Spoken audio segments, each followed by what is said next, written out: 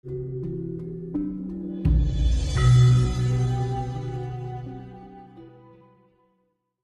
ada orang lain dengan berlabel sejarawan, terus dia memberikan bukti-bukti bahwa di abad ke-7 itu tak ada yang namanya Muhammad, dan orang Islam dikatakan salah sangka. Nah, bagaimana menanggapi hal seperti itu, Mbah Khadat? Begini, kami tidak menanggapi, tidak paham, tidak menanggapi. Jadi cuma ya tadi memecah belah, menggagalkan kita dalam pembangunan untuk mencapai kemakmuran bahkan menuju juara dunia. Ya. Terus memperlakukan Pancasila sebagai dasar negara ini kan penujian. Nah, mulai merdeka, mulai pemberontakan, ya. Gitu, Karuslokan, macam-macam lah, Permesta sampai G13 PKI. Terus juga pernah menggagalkan atau Pancasila sebagai dasar negara untuk menggantikan itu lewat jalur legislatif pernah, jalur eksekutif pernah, bahkan lewat jalur yudikatif pernah. Kalau kita rasakan tuh kan gagal semua. Pancasila tetap kuat. Nah ini yang didagang terus Surabaya ini tetap kuat. Nah ini menurut saya kehabisan akal mereka sudah. Mereka sudah kehabisan akal.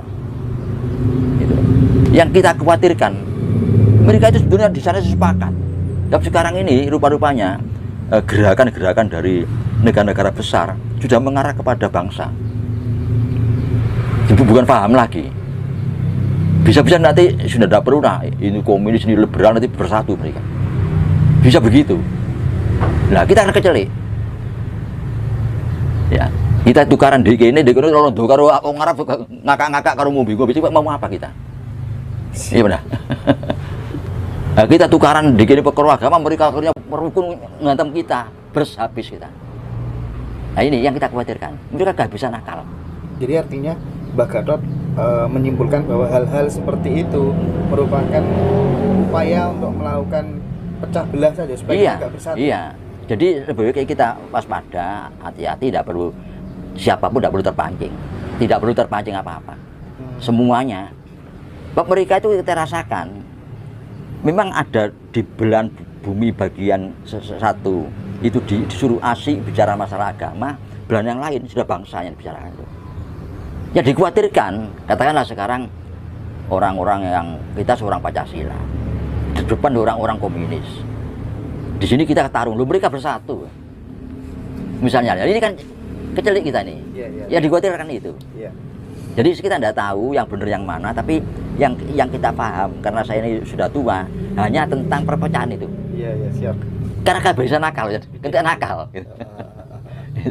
Itu. Oke. Ya. Mbah Gatot, ini agak berbau agama sih. Cuman perlu saya tanyakan berdasarkan sudut pandang agama. Berdasarkan sudut pandang atau paham Jawa.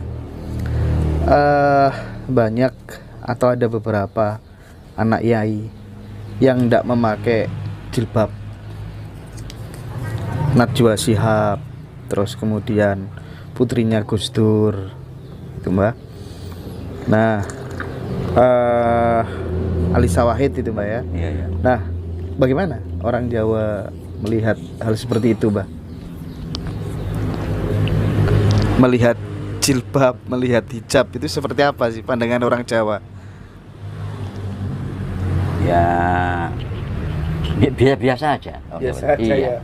Jadi di Jawa itu kan ada istilah ojo gumunan. Ojo gumunan. Iya. Itu ojo gumunan. Jadi itu tidak hanya antara agama yang perang, seagama perang, biasa aja lah. Gitu ya. Itu kalau teman-teman kita nakal wong iki. Kita nakal pisan. Kan kali gitu aja. Tapi yang paling substansial yang dinilai Tuhan sebenarnya apa, Mbah? Menurut orang Jawa itu berguna bagi orang lain. Manfaat bagi orang lain. Itu saja. Ya. Tidak membuat sengsaranya orang lain. Itu membuat senang. Iya, sepakat saya. Tapi akhir-akhir ini banyak spiritualis, Mbah, yang mungkin dia dia mungkin mendapatkan semacam kayak penglihatan melalui mata batinnya atau apa, saya sendiri kurang paham, bahwa kelak Indonesia itu akan mengalami sebuah masa yang sangat sulit kerusakan alam sampai kemudian kelaparan di mana-mana, bahkan dunia ini. Terus air, kekurangan air segala macam karena nggak menghargai alam. Dan di situ kemudian orang Jawa hanya akan tinggal 50%. Bagaimana Mbak Gatot menanggapinya?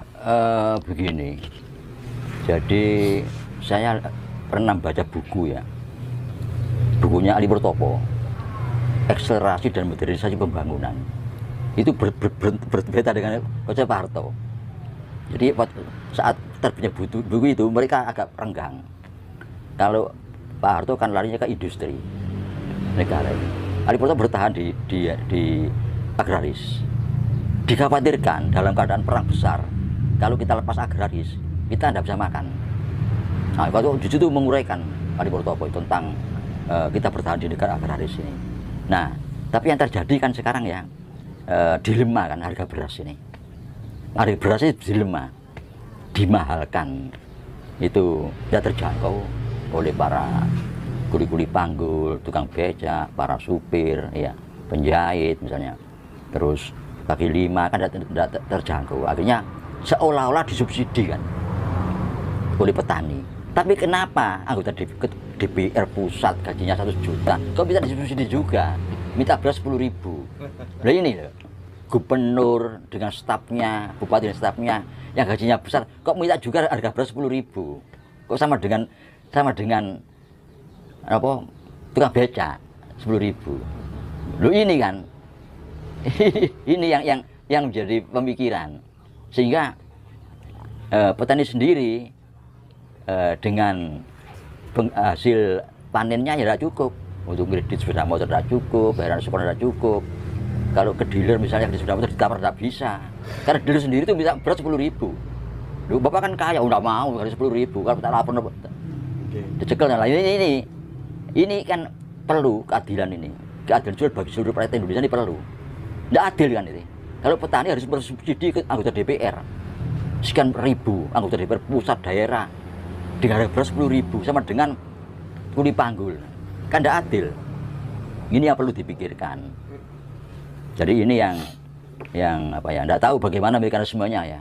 Kok regane beras tidak sodo, tidak tahu bagaimana mekanisme pemerintah agar petani itu hidupnya makmur. Karena dengan petani seperti ini, maka berkurang lahan pertanian, alih fungsi. Nah, demikian ditawar oleh investor, sawahnya lepaskan semua sak kampung. Daripada petani dia tidak cukup untuk anak sekolah, dia sepeda motor, beli HP tidak cukup. Dan petani alih profesi. Ini karena ini. Nah ini bagaimana caranya? Memang yang layak 10.000 per kilo itu ya orang-orang awam. Tapi masa presiden, gubernur, bupati, menteri-menteri minta 10.000 per kilo? Ya betul ada beras premium ya, tapi ya kan yang untung kan yang mempremiumkan ini, bukan petaninya. Dari 10.000 menjadi berapa ya premium itu? Kan hanya diolah 1 menit mari kan. Petani tetap 10.000. Itu. Nah ini yang apa namanya? Yang perlu dibikin keadilan sosial bagi rakyat Indonesia. Sebab Pancasila ini apa? Ujung-ujungnya kemakmuran masyarakat. Nah ini keadilan sosial bagi seluruh rakyat Indonesia. Nah ini tidak adil ini. Tidak adil. Entah bagaimana mekanismenya dibuat petani itu tidak sampai subsidi orang kaya. Nah ini itu aja. Pertanyaan terakhir dari teman-teman sebelum nanti break. Berarti Mbak Gatot sangat tidak sepakat bahwa Nasrani, Hindu, Buddha, Konghucu, Kejawen, dan semua keyakinan dan agama di luar Islam disebut sebagai kafir. Itu yang pertama. Yang kedua, Akil Sirot sudah memberikan pengumuman bahwa untuk menyebut orang-orang di luar Muslim itu nggak boleh dengan sebutan kafir. Bagaimana Mbak Gatot menanggapi itu? Ya kalau itu sudah kesepakatan, seperti Pak Akil Sirot itu bicara bukan atas namanya sendiri ya, atas namanya artinya kelompok besar lah ya. Saya setuju, saya hormat dengan pernyataan seperti itu. Karena apa? Karena kalau kita, saya ya orang Jawa, terus agama saya Islam, berarti Muslim. Tapi saya tidak mengkafirkan orang lain. Loh, kalau saya ditanya oleh kawan sesama Muslim, loh Anda kan Muslim? Iya. Anda kan misalnya sholat? Iya. Tapi Anda mengkafirkan? Enggak, karena saya orang Jawa. Itu jawaban saya. Jadi jangan disalahkan kalau saya sini kritis. Ya, betul. Jangan disalahkan. Saya terpaksa menyuruh sewu sebesar-besar saya sini kritis karena saya ambil di ini ya. Tidak kafirnya itu, saya ambil. Karena terus saya tidak kafir, tidak selesai sudah persoalannya. Selama Anda mengkafirkan, saya tidak ikut yang mengkafirkan ini. Tapi saya tetap Muslim. Muslim yang tidak mengkafirkan. Orang lain kan gitu aja. Oke, Pak Gatot. Terima kasih. Break dulu, Pak Gatot. Pak Gatot, kita lanjutkan dengan sesi tanya jawab. Saya itu kan pengen mendidik adik-adik anak saya menjadi seorang atlet gitu. Nah, kapan hari saya melihat tayangan Mbah Gatot yang kupas di salah satu video itu, kalau pengen kuat rahasianya ada di olah nafas, dan itu seluruh pencak silat Indonesia, berbagai macam jenis pencak silat tuh punya semuanya rahasianya itu. Sehingga kalau kemudian atlet-atlet pengen juara, mengangkat harkat dan martabat bangsa, salah satu opsinya adalah dengan menjadi anggota resmi karate itu. Nah, gimana itu, Mbak? Penjelasan detailnya, yang detail gitu, Mbak. Begini, karena saya sebutkan bahwa kalau karate itu sumbernya kan di Jepang, Jujutsu, karate. Kalau kungfu itu sumbernya di Cina. Kalau kempo di Korea, taekwondo Korea. Nah, terus Thai boxing itu Thailand. Ya. Nah, mereka itu gudang-gudangnya bela diri. Kalau Nusantara itu pencak silat. Ya, jadi Asia Tenggara itu pencak silat. Indonesia, Brunei, Malaysia, Thailand, Myanmar itu pencak silat. Itu khas bela dirinya. Dan semua bela diri itu punya latihan untuk memperkuat fisik. Punya latihan khusus yang dan milik khusus dari perguruan itu untuk melatih kekuatan dan kelincahan. Nah, baik kuat di dalam memukul, menendang, juga kuat menahan pukulan. Nah, jadi karena itu diajarkan di dalam setiap aliran bela diri. Nah, pelajaran ini bagi perguruan merupakan rahasia. Nah, coba silakan, saya tidak bisa meminta atau menyarankan pemerintah bela diri mana yang kira-kira dipilih untuk tim-tim kesebelasan kita, para atlet kita, misalnya, terserah. Kalau silat itu sumbernya di sini, di Indonesia, enggak silat itu, sehingga tingkat tertinggi dalam olah napas itu ya di Indonesia. Kalau misalnya karate, ada sistem olah napas untuk memperkuat diri, tubuh. Jelas puncaknya ya dimiliki orang-orang Jepang, dimiliki orang Cina. Kalau kungfu dimiliki orang Korea, kalau taekwondo, kempo misalnya. Tapi kalau silat, ilmu puncaknya ya kita yang memiliki. Nah, itu terserah pemerintah. Cuma kalau tidak masuk resmi ke dalam perguruan, tidak mungkin dikasih. Loh, terus kita pikir loh, bagaimana para pencak silat itu rasa bela negaranya.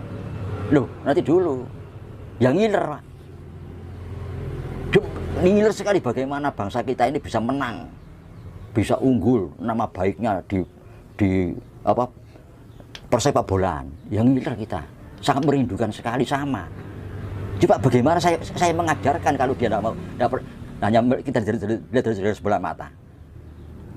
Para atlet sepak bola, para atlet lompat tinggi, lompat garang dan sebagainya itu tidak mau. Nah, itu bagaimana kita merayu, jangan-jangan ditertawakan. Tetap kita punya rasa bagaimana tim kita itu menang, tidak hanya juara aja, juara dunia ada itu demi bangsa dan negara. Tapi bagaimana caranya? Sedangkan kita yakin kalau tim Jepang pasti ahli karate. Pasti ahli karate. Pasti, Pak. Pasti, kita bisa memastikan. Lihat, gerakannya kelihatan.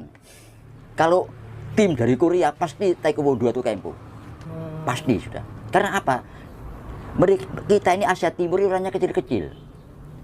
Dan apa ya, postur tubuhnya, terus tulangnya itu kurang kuat dibandingkan dengan orang-orang Eropa, orang-orang kulit hitam, orang-orang Arab, orang India. Mereka kuat-kuat, besar-besar. Nah, kita harus menseimbangi mereka dengan latihan olah napas itu. Ini untuk bab itu demi kekuatan, tidak hanya kesehatan ya, menjadi lebih kuat, berlipat-lipat dan lebih lincah. Termasuk cara membedakan berat badan. Anda kita lari menggiring itu, cara membedakan berat badan itu otomatis lebih cepat dan tidak takut benturan, sehingga mental kuat. Jangan-jangan sebelum kita tanding melihat lawan, kita sudah down, kalah sudah. Apalagi kita berhadapan dengan Cina, Jepang punya kok postur karate semua ini orangnya nih. Kita sudah down, nggak ngomong. Tapi kalau di dalam itu ada orang-orang bela diri, silat tahu, wah ini ahli karate. Yang pernah saya terangkan pada tayangan yang lalu, waktu pertandingan di Jakarta Surabaya itu, demikian terjadi pelanggaran dari pihak Korea, terus penonton mau nawur, langsung tim itu membentuk formasi tempur dengan sikap yang jelas sudah, wah ini karate, tempo ini, jelas sudah sikapnya jelas semua. Jadi memang dia ahli, iya. Dia tidak takut ya, gitu loh. Nah ini yang tidak kita miliki. Nah bagaimana bisa kita berhadapan tim kita dengan mereka, dengan orang Cina, Jepang, Korea, Thailand, mereka belajar gitu semua. Nah kita enggak. Ini yang kalau kok demi bahasa dan negara kok Anda tidak mengajarkan lu nanti dulu mau PSSI mendengarkan omongan saya ini, percaya Pak. Ini tuh. Kalau kita memberi keyakinan yang amat sangat, jangan-jangan kita dipahami. Nah ini. Tapi kalau misalnya ngasih tanpa harus jadi anggota, mereka nggak akan mau, Pak? Nggak mau, nggak bisa. Kenapa, Pak? Rahasia, iya. Harus masuk. Oh. Sejak muda masuk misalnya. Dan itu pun ketika pemula nggak akan dikasih? Enggak, menunggu sekian tahun. Dia sesuai dengan tahapan-tahapan di situ. Demikian juga karate juga begitu. Dan langsung dikasih. Sekian tahun baru dikasih, termasuk cara heningnya jadi tenang. Ada itu gandeng antara hening dengan olah napas berpasangan. Jadi ada ketenangan di situ, ada kewaspadaan bertambah dan percaya diri. Itu jelas itu percaya diri itu. Gitu. Iya. Berarti kalau misalnya ada teman-teman yang ingin mendidik anak-anaknya bercita-cita pengen jadi atlet nasional membawa nama baik Indonesia begitu, cara paling masuk akal adalah memasukkan anak itu dulu ke entah itu karate atau kemudian pokoknya pencak silat yang ada di Indonesia gitu ya Pak? Iya. Termasuk atlet itu permainan lompat gala, lompat lembing, lari cepat, permainan termasuk poli, bagaimana net itu ukuran Eropa. Nah kita kan doang ini, mereka enak lap, ngeblok nggak berani, potong ini. Tapi kalau kita punya kekuatan berani dia, mereka hitung-hitung. Terus ini punya kekuatan, hitung-hitung mereka malah takut. Ini. Oke, Bah, pertanyaan terakhir barangkali. Iya. Ini dari teman-teman. Sebenarnya harta karun Bung Karno itu ada apa enggak, Mbah Gadot? Ini di masyarakat kok selalu muncul. Iya. Dan ini yang saya prihatin itu ya kemunculan itu pada saat tertentu. Sepanjang dengan Bora masih hidup itu dalam keadaan tertentu. Kalau keadaan itu tenang ya, tidak ada masalah apa-apa, itu tenang. Tidak muncul itu berita seperti itu. Demikian kita digoyang, itu muncul. Nah, ini. Nah kemunculan ini apa untuk menghibur ya itu ataukah justru untuk mengalihkan? Mengalihkan bisa positif bisa negatif. Nah ini yang kita khawatirkan. Ini. Oke, Mbak Gadot, barangkali ada statement terakhir yang ingin disampaikan kepada teman-teman semuanya. Monggo sebelum kita tutup. Ya tetap itu kerukunan bangsa supaya lebih tambah dekat kita dengan penghujung kemakmuran yang kita idamkan, tambah berat kita menghadapi benturan-benturan perpecahan yang dilontarkan oleh bahasa-bahasa dari luar yang tidak menghendaki kita ini makmur. Nah, itu yang penting, karena